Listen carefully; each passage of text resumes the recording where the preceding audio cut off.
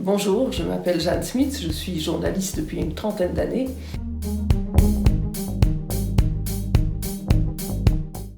Je travaille aujourd'hui principalement pour des médias catholiques français, mais également pour le site pro-vie américain LifeSite News.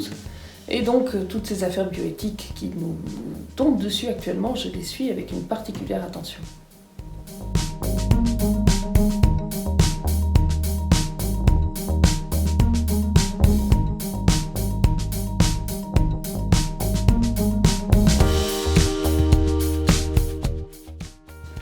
Je suis très heureuse de participer à cette conférence parce qu'on m'a confié un sujet qui est, me semble-t-il, très important. C'est le rôle des médias, et particulièrement de l'État qui domine les médias et qui impose un message en matière de bioéthique. Les Français, lorsqu'ils regardent la télévision ou écoutent la radio, entendent une seule voix.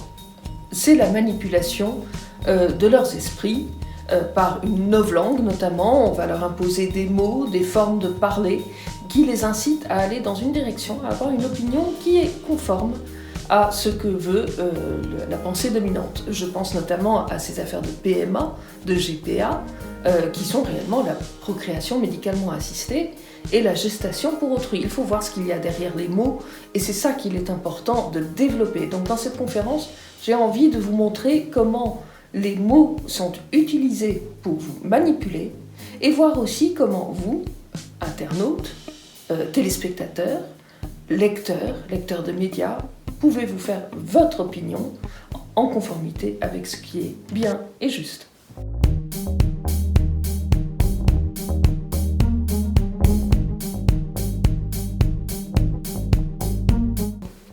Dès le lendemain des conférences que nous allons donc donner au Centre Charlier, il y aura une grande manifestation contre la procréation médicalement assistée et le principe des mères de location.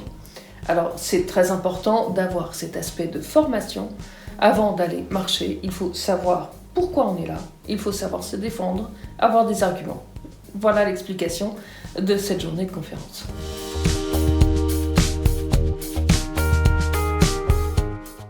Le dimanche 6 octobre, les Français sont appelés à manifester contre ce qu'on appelle la PMA et la GPA. Mais tout ne s'arrête pas là. Malheureusement, il y a cet effet de cliquet dont on parle. Une chose est adoptée, on s'y oppose, on résiste, et puis ça entre peu à peu dans les mœurs. Ainsi, il y a 4 ou 5 ans, tout le monde était mobilisé contre le mariage gay. Aujourd'hui, on en est à manifester contre la procréation médicalement assistée pour les couples de lesbiennes. Vous comprenez bien qu'il y a une avancée et qu'il est très important de savoir qu'il faut remonter aux sources de ce qui ne va pas. Pour moi, ce qui ne va pas dès le départ, c'est une dissociation de l'amour humain et de la procréation. Donc il faut remonter, je pense, à la contraception. Il faut remonter à l'avortement. Dans ces 2 transgressions majeures sont contenues toutes les autres que nous combattons aujourd'hui. Sachons le comprendre, parce que sans le comprendre, nous sommes dans un combat d'étapes et tout s'arrêtera là.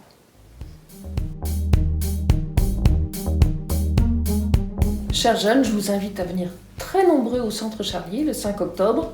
Et plus encore, si vous ne pouvez pas être là, eh bien sachez que vous pouvez suivre les conférences en direct. Ce sera une bonne façon de préparer la manifestation du 6 octobre. Je vous attends.